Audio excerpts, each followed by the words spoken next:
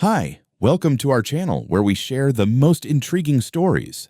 They came with clipboards and smiles calling it progress. But when a forged signature threatened to put a gas line under my garage, I pushed back. One explosion, one dead neighbor, and a web of corruption later, this wasn't just a fight for land, it was a war for the truth.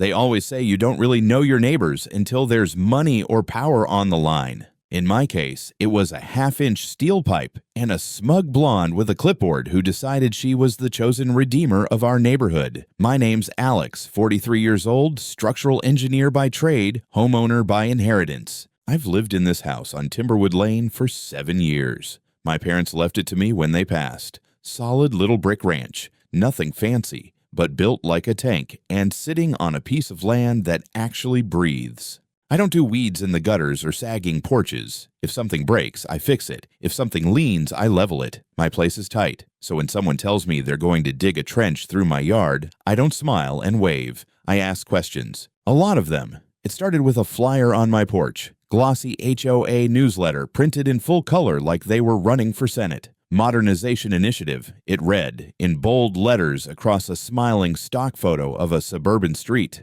Something about improving neighborhood value, infrastructure upgrades, and a gas line realignment project. Sounded corporate, smelled like trouble. I knew I wasn't part of the HOA, never had been. When the Timberwood Community Association was formed back in the early 2000s, my father had the good sense to opt out. Our house was grandfathered in, legally outside the HOA boundaries, even though we were smack in the middle of the neighborhood, a little island of autonomy. And I intended to keep it that way. That weekend, they held a town hall at the community center, by which I mean a glorified bake sale with spreadsheets. I decided to go, just to see what kind of mess they were stirring.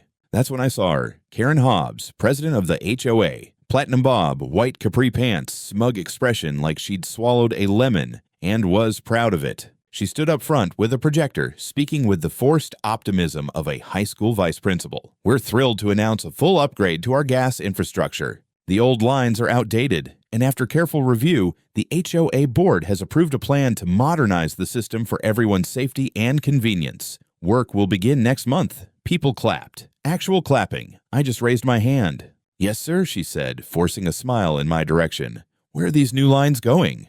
Karen blinked. Oh, don't worry, we've worked closely with our contractor to ensure minimal disruption to residents. That wasn't my question. I could see her jaw tighten slightly. The lines will follow a revised path based on optimal flow and accessibility. Every property affected has been included in the master plan. I stepped forward. I wasn't informed of any plan. I'm not part of the HOA. I own my land outright and have no intention of allowing anyone to trench through it. Her smile thinned into something sharp.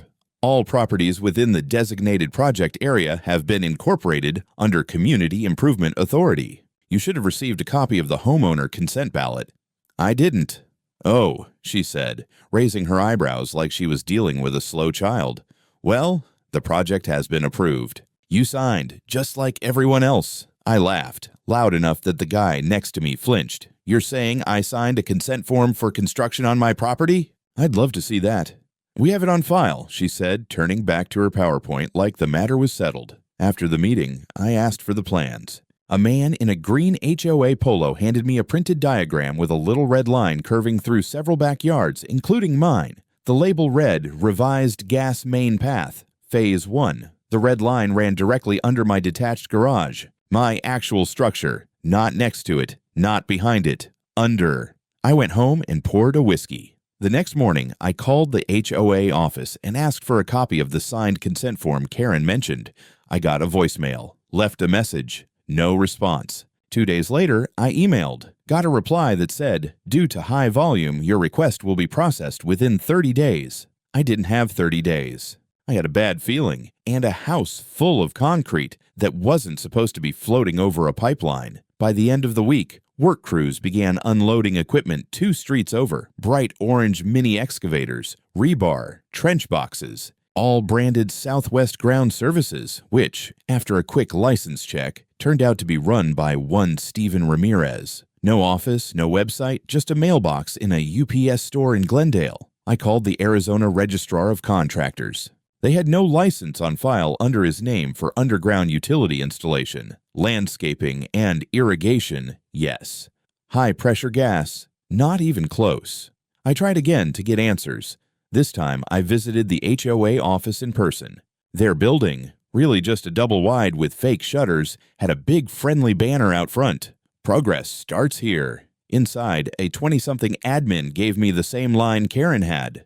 "Oh, we're not authorized to discuss engineering documents with individual residents. The project is permitted, and you signed." She even showed me a scan of my supposed signature. It wasn't mine. It was close. Same name, same letters. But not my handwriting, slanted differently, slightly too neat. And it was dated on a weekend I'd been at a fishing lodge in northern Utah. When I asked who witnessed the signature, she shrugged. All records are sealed under HOA policy. My blood pressure was somewhere in the stratosphere. I started documenting everything, took photos of the diagram, made copies, wrote down every date and conversation. Then I sent formal notices to the city's Public Works Department and the Engineering Services Division, informing them that unauthorized activity was being planned on a parcel outside HOA jurisdiction using forged documents. 2 days later, I received an email from Engineering Services. "Dear Mr. Harper, thank you for your communication. The Timberwood Infrastructure Modernization Project has been approved under permit Your 1840C as a neighborhood-wide capital improvement initiative. At this time, our office sees no cause for enforcement action.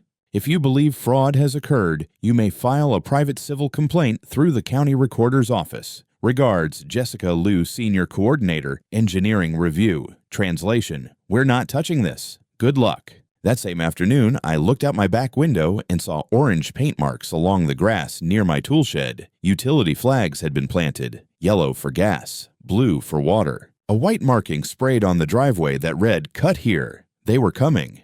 And I had a forged signature, a fake contractor, and a pipeline planned under my garage. I stood there, staring at the flags, gripping my coffee mug like it was a weapon, and muttered, "Not on my goddamn property." I didn't sleep that night. I kept thinking about those orange flags, lined up like little warnings of a war that was about to be waged on my soil. I'm not the paranoid type. I deal in blueprints and numbers, not conspiracies, but something was very wrong here, and I could feel it in my gut. The kind of wrong that gets people hurt. By morning, I had a plan. I gathered all the documents I had, the fraudulent signature, the map with the gas line rerouting, the non-licensed contractor info, and drove straight to the city engineering office. I figured that if I could talk to someone in person, lay out the facts, they'd have to act. The lobby smelled like printer toner and resignation. After 20 minutes of waiting and watching a monitor loop through water conservation tips, I got to speak with a guy named Brennan Pierce, assistant engineer for infrastructure compliance. He looked young enough to still have student loans. I laid out everything. I showed him the diagram, pointed out the pipeline running directly under a private structure, explained how the parcel wasn't under HOA jurisdiction. Then I dropped the big one, the fake signature. Brennan leaned back in his chair and scratched his temple. "Look, Mr. Harper, I hear you, but the project's already permitted through the Capital Improvement Program. The HOA applied as a managing entity, and the documents were reviewed by the board. Did anyone verify the homeowner signatures?" "I don't know," he said. "I'm not in approvals. That would have been planning. Or maybe records." I pushed. "Then connect me with someone who can pull that approval file. I'm telling you, my signature was forged. That's criminal fraud." He hesitated, then finally relented and gave me a name, Denise Lamb at City Planning. I thanked him and drove 2 blocks over to the planning office, a gray concrete building that looked like a DMV and smelled like institutional carpet. Denise was less cooperative. "The project file has been reviewed and closed," she said, not even looking up from her screen. "There's a forgery in there. My name, my signature. Well, if you believe there's been a violation, you're welcome to file a formal complaint. But until then, everything in that file is protected as part of an administrative approval package." "So you're telling me I have to sue the city to stop someone from digging through my property with forged documents?" She shrugged. "That's your right." I left that office angrier than I'd been in years. Not the kind of angry that makes you yell. Worse, the kind that burns slow and makes you think real carefully about every step you're going to take next. Back home, The work had already moved to the next block. Crews in safety vests were trenching a neighbor's lawn, laying pipe, filling it back in. Everything looked official: cones, city flags, even a sheriff's cruiser parked at the corner. The HOA wasn't hiding anything. That's what made it worse. They were doing it out in the open because they believed no one would stop them. That evening, I knocked on a few doors. Neighbors I trusted. Old Man Kenny 2 houses down, the Carruthers across the street. I asked if they remembered signing anything about a gas project. Kenny said no, and he wasn't even aware there was a project until the backhoe parked on his sidewalk. Mrs. Carruthers looked uneasy. Said she might have signed something, but couldn't remember. When I asked to see it, she said she didn't keep all that stuff. It was clear that most of the neighborhood had no idea what they were dragged into. I spent the next few days trying to gather more evidence. I filed a Freedom of Information Act request to access the HOA's permitting documents. I contacted the Arizona State Board of Technical Registration and asked about licensing requirements for gas infrastructure contractors. They confirmed what I already suspected. Ramirez's company was not licensed to handle any part of a natural gas line. Meanwhile, the work continued. Crews moved closer to my property line, clearly following a schedule. They were professionals, sure, but I knew enough about infrastructure to recognize half the stuff they were doing was rushed. They weren't putting protective sleeves on the line near older foundations. They weren't inspecting soil displacement. It was cheap work, dangerous work, and no one seemed to care. I sent formal complaints to PHMSA. No response. I called twice, left voicemails. Nothing. Then I tried the city inspector's office again, demanding an on-site visit. They sent someone. A guy named Rick in a fluorescent vest who looked like he'd rather be anywhere else. He stood at the edge of my driveway, clipboard in hand, and watched the workers lay pipe 30 feet away. Do you see that line? It's running directly toward my garage. That garage isn't on the plan. They're trespassing. Rick scratched his neck. Well, looks like it's still on city right-of-way easement. Barely, but it qualifies. No, it doesn't. That easement was vacated in 1999. I have the paperwork. All right, he sighed. I'll note that and pass it along to compliance. You're not going to shut them down? Not unless there's an active safety violation. And so far, this looks permitted. I just stared at him. You're kidding. He didn't answer, just walked back to his city van and drove off without another word. At that point, it was obvious. I wasn't just dealing with a rogue HOA. This thing had tendrils. The city wasn't ignoring me because they were lazy. They were ignoring me because someone higher up didn't want the scrutiny. That night, I reviewed every document I had and made a new plan. I'd stop playing defense. If the system was compromised, I needed to bring this out into the open, where public eyes could see what was really going on. The only way to fight rot that deep was sunlight. And I was done being polite. I don't consider myself a crusader. I'm not out here trying to save the world. But when someone pushes me, tries to take something that's mine and hides behind red tape to do it, I push back. That's not pride. That's survival.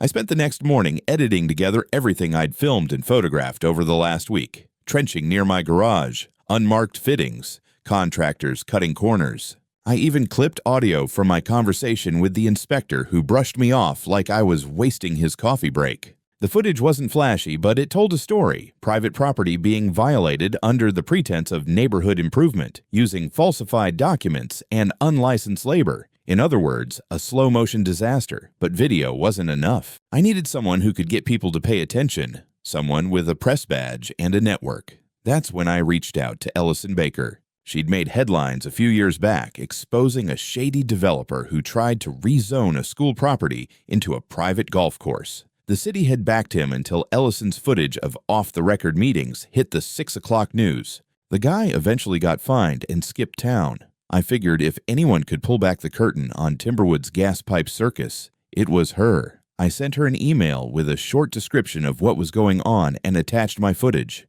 Less than 3 hours later, she called. "Is this Alex Harper?" she asked. Her voice was calm but sharp, like someone used to hearing bullshit and cutting through it in one breath. "Speaking. You're not exaggerating any of this?" "No. And I've got more if you want it." "Great. I'm coming by tomorrow. Be ready." She hung up before I could even offer coffee. The next day, she showed up in jeans and boots, carrying a shoulder rig and a legal pad. She had the kind of eyes that didn't blink when you said something heavy. We spent a few hours walking the perimeter of my lot, filming the pipe installation work, now creeping just 15 feet from my foundation. We interviewed a few neighbors. One guy admitted he'd never seen any ballot. Another said he thought the work was voluntary and now regrets not reading the flyer his wife recycled. Ellison filmed everything. When I showed her the forged consent form with my name on it, she didn't say anything, just took a photo of it with her phone and wrote a timestamp in her notebook. Then we hit the jackpot. We drove around to the back side of the neighborhood where the crews were actively installing pipe. They had safety tape up, sure, but the setup was half-assed. I pointed out an open trench next to a retaining wall where no shoring was installed. If that dirt shifted, someone was getting buried alive. She caught it all on camera. She even filmed a segment with me standing next to the markings on my driveway, explaining how the line had been rerouted from its original course to pass directly under structures it wasn't supposed to touch. After the shoot, Ellison didn't make any grand promises. She just nodded and said, "I'll put it together. You'll hear from me soon." Meanwhile, I sent another email to PHMSA, this time with my video attached, clearly marking the date and location. I didn't expect a reply, but at this point, I was building a paper trail so thick they'd need a backhoe to bury it. That weekend, I noticed something odd. The contractor crew had laid a new section of pipe 2 houses over. I walked by and saw the connection they'd made, an elbow joint using cheap-looking couplings that had no manufacturer stamp, no lot number, no inspection sticker, just raw plastic, bolted in with what looked like off-the-shelf hardware. It might as well have said "made in regret." I snapped photos and flagged Ellison. She confirmed what I already feared. Those parts weren't standard. She even called a pipeline safety expert who said it was highly irregular for gas infrastructure, especially in residential zones. Despite all this, the HOA kept moving. Karen was doubling down. That Monday, a new newsletter hit the doorsteps. It had a full-page editorial from Karen titled "Progress Over Panic." She wrote about how some dissident voices were trying to derail a life-saving improvement, and that uninformed alarmism would not be tolerated. There was even a line that said, "All plans have been reviewed and approved by the appropriate authorities, with full compliance from participating homeowners." I laughed out loud when I read that. It wasn't just dishonest, it was an insult to every brain cell I had left. To top it off, I got a letter taped to my door from the HOA's attorney, warning me that my unauthorized surveillance of contractors could be considered in violation of community standards. They even threatened civil action if I continued to disseminate misinformation. That night, I had dinner with my old friend Patrick, a municipal attorney who owed me a few favors from back when I helped rebuild his garage after a tree took it out. I showed him the letter. He read it, snorted, and said, "They're bluffing. They have no jurisdiction over your property. If they try anything, I'll countersue them so hard they'll need a court translator." That was good to hear, but it still didn't stop the unease crawling in my gut every time I saw those backhoes rolling closer. The gas line was coming straight for my garage, and it wasn't a question of if something would go wrong. It was when, and who would burn when it did. I woke up to sirens. At first, I thought maybe someone had passed out jogging again. This was the kind of neighborhood where paramedics showed up when someone got dizzy pruning roses. But these sirens didn't fade. They multiplied. By the time I was at my window, I could already see the smoke, thick, black, billowing behind the trees like someone had lit a tire fire in the middle of a cul-de-sac. I threw on jeans and bolted out the front door. The air reeked, an acrid mix of burning insulation, scorched drywall, and something sweet that made your stomach turn. As I turned the corner toward Willow Bend Drive, it hit me like a hammer. The house across the street from Karen's, Debbie Winslow's, was gone. Not damaged, not smoking, gone. A crater had replaced her living room. Half the roof had landed in her neighbor's yard. A couch hung in the branches of a tree, and flaming insulation floated down like diseased snowflakes. The fire department was everywhere. Hoses laid out, axes breaking windows, medics moving with grim focus.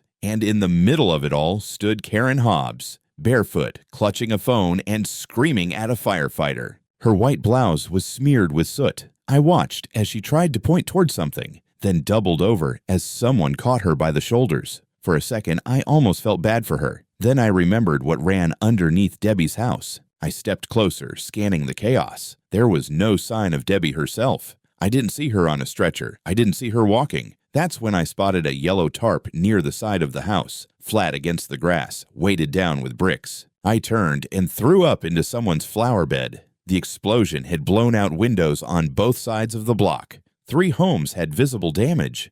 A man across the street had blood running down his face. An EMT was checking the pulse of an older woman who sat cradling a dog in her lap, muttering the Lord's Prayer. Police had already taped off the area. A cop stepped toward me. "Sir, you can't be here." "I live on Timberwood," I said, breath shaking. "That line. The gas line. It runs through here." The officer frowned. "You with the city?" "No. I've been trying to stop this project for weeks. That house had new piping installed 3 days ago. Look at the flags. Yellow, straight to her foundation." He didn't argue, just walked away and flagged someone from the fire marshal's office. They showed up fast. I didn't know if it was the scale of the destruction or the fact that it happened in the nice part of town, but within an hour we had representatives from the utility company, city engineers, and the county's hazmat response all crowding onto the street. The area was roped off. The media started arriving. I recognized Ellison's van before I saw her face. She had her camera out before her assistant even parked. I pulled her aside and whispered what I knew. "They just connected that section 3 days ago," I said. "I saw the fitting. It was plastic, unmarked." Ellison's eyes went cold. "Do you have photos?" "I do. And I've got time-stamped footage of them installing it." She nodded and ran toward the cordon like a war correspondent. The next few hours passed in a blur of interviews, tape reels, and clipped conversations in radios. I wasn't allowed inside the perimeter, but I didn't need to be. I'd seen enough explosions in my career to know what happened. Someone used the wrong part, someone took a shortcut, and someone, Karen, let it happen. That evening, a formal press briefing was held by the fire department and the utility company. They confirmed what we all suspected. The explosion originated at the new junction point, where the recently installed residential gas line failed catastrophically due to a compromised connection. Translation: a pipe blew because someone didn't know or didn't care how to install it right. But what shocked even me was what came next. A spokesperson for the utility company spoke quietly but firmly. Preliminary analysis suggests the materials used at the site are not certified for gas use. Further, initial review indicates that the contractor responsible for installation was not licensed for pipeline work of this nature. The press erupted. Questions flew like bullets. Who hired them? Who approved it? Who knew? Karen didn't speak that night. She was ushered away under police escort for her safety. I'm not sure where she went, maybe to cry into a mirror or maybe to shred more documents. What I do know is that Ellison worked through the night. She called me at 2 a.m. "I've got the parts catalog. Those couplings, they're off-brand imports, Chinese manufacturing, sold online for irrigation systems. Absolutely not rated for gas pressure. There's no way that line passed inspection." "Because there was no inspection," I said. She was quiet for a moment. This just became a criminal case. The next morning, headlines exploded just as hard as Debbie's house had. Fatal explosion in Timberwood, HOA project under scrutiny, contractor unlicensed, materials illegal, 1 dead in neighborhood blast. Blood for progress, says anonymous source. My inbox filled up with interview requests. Someone from the governor's office even called to ask if I'd be willing to speak to a task force. Karen, of course, released a statement. It read like something written by a lawyer on Ambien. "We are devastated by the tragic accident and are fully cooperating with authorities. The Timberwood Community Association has always prioritized resident safety, and this incident is under full review." But I wasn't waiting for their full review. I had names, I had documents, I had video, and one woman was dead because no one listened. That was going to change. In the days that followed, Timberwood didn't just smell like smoke, it reeked of panic. The HOA office locked its doors. Their cheerful banner reading "Progress Starts Here" was taken down overnight, replaced by a bland white "Closed for Renovation" sign. The community bulletin board out front was stripped clean, save for one anonymous flyer someone had pinned at midnight, a single black page with white block letters. "Debbie died for this." That about summed it up. I kept my head down and did what I'd been doing since this whole nightmare started, documenting. At this point, I had hours of video, gigabytes of photos, and a stack of formal complaints so thick it needed its own drawer. But now, for the first time, people were actually reading them. Ellison's coverage aired nationwide. She didn't pull punches. Her special report laid out everything: the unlicensed contractor, the off-market fittings, the forged signatures, the lack of oversight. She even got hold of archived HOA meeting footage where Karen referred to the modernization project as a historic legacy initiative for our community. That clip went viral. So did a split-screen image: Karen smiling next to a backhoe, and the crater where Debbie's house used to be. But it wasn't just the media anymore. Federal eyes were on us. The Pipeline and Hazardous Materials Safety Administration, PHMSA, deployed investigators to the site. They brought engineers, forensic specialists, even drones.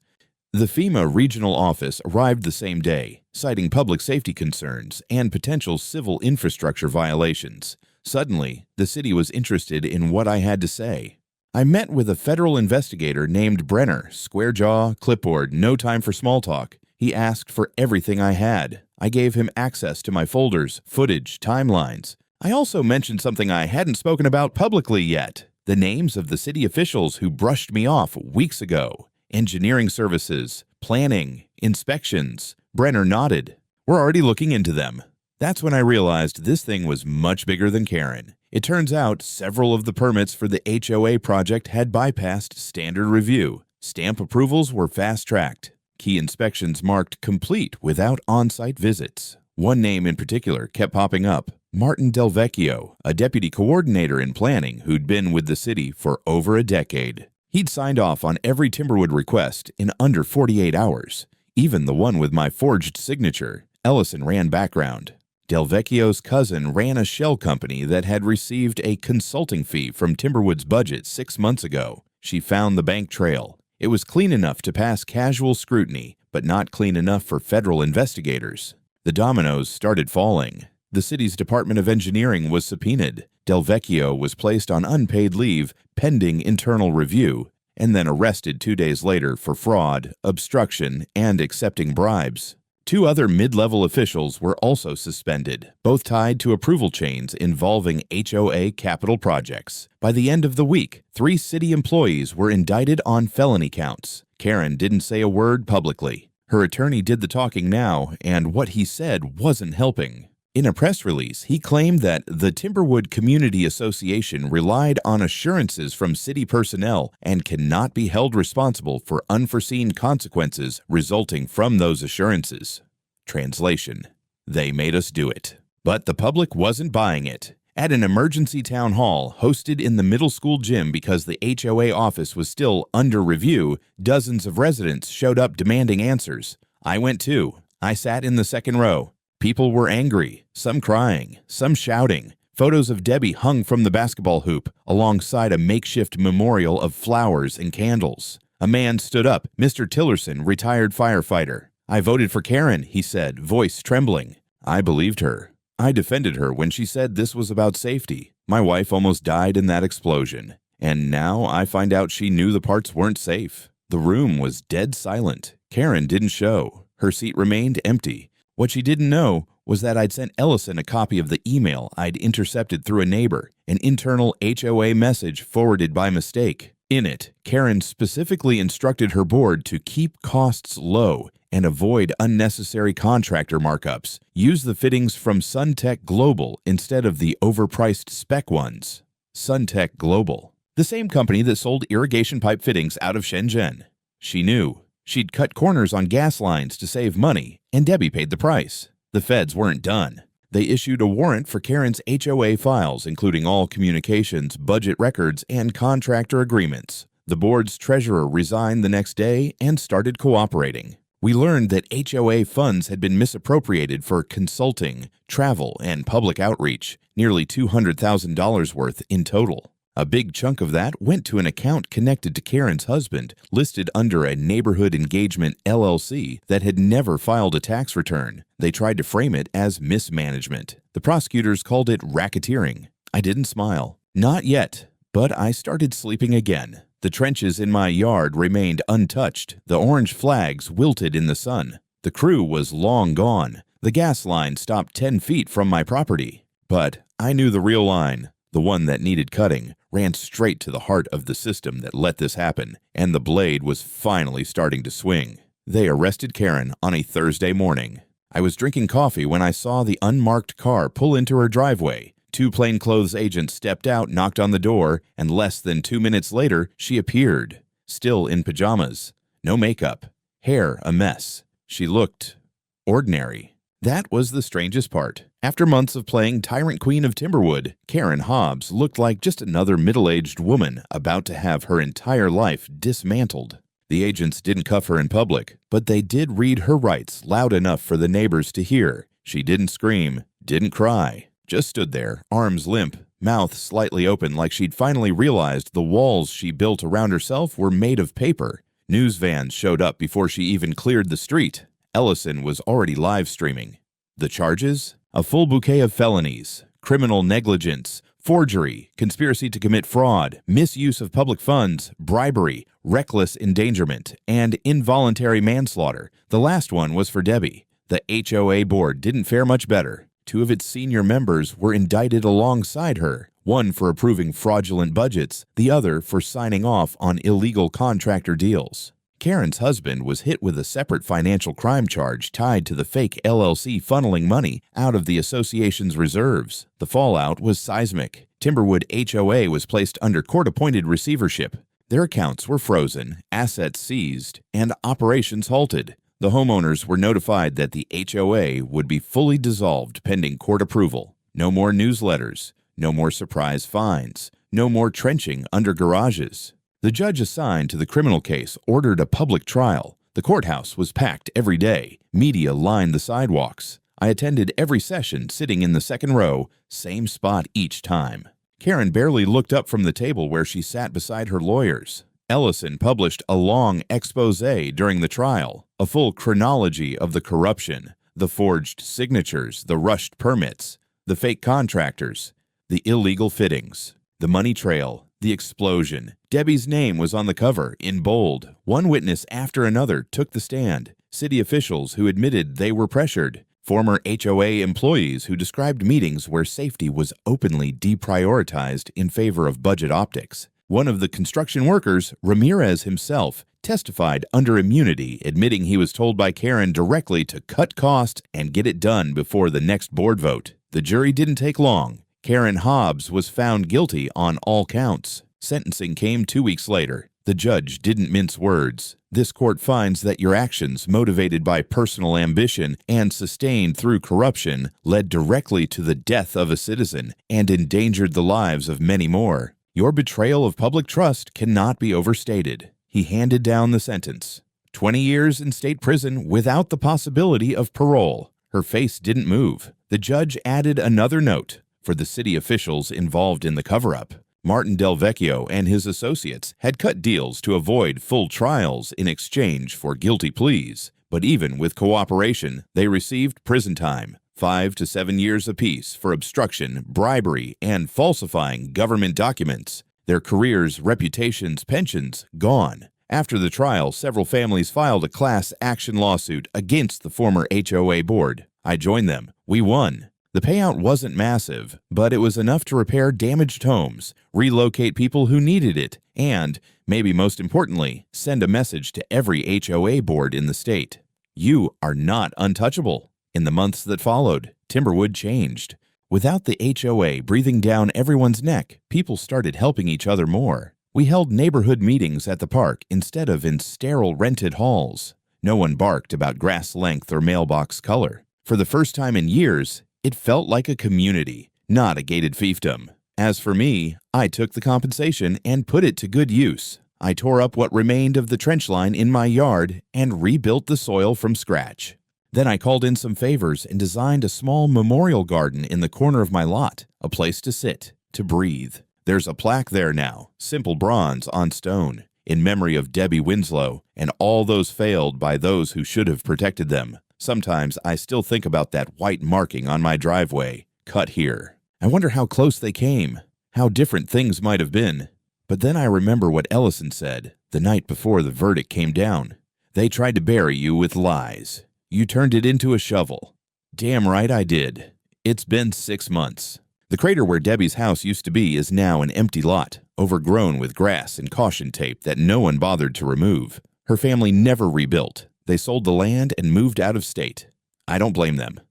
The neighborhood's quieter now, not in a sad way, more like a house after a long argument. People still stop and stare when they walk past what used to be the HOA office, now boarded up with a city notice stapled to the door. Property under investigation. No trespassing. It's weathered and curling at the edges, like even the sign wants to forget. I spend more time outside these days. The memorial garden on my property is finished. Simple, elegant. I planted drought-resistant flowers around a granite bench I poured myself. There's a little maple tree that'll take years to grow, but it's already reaching.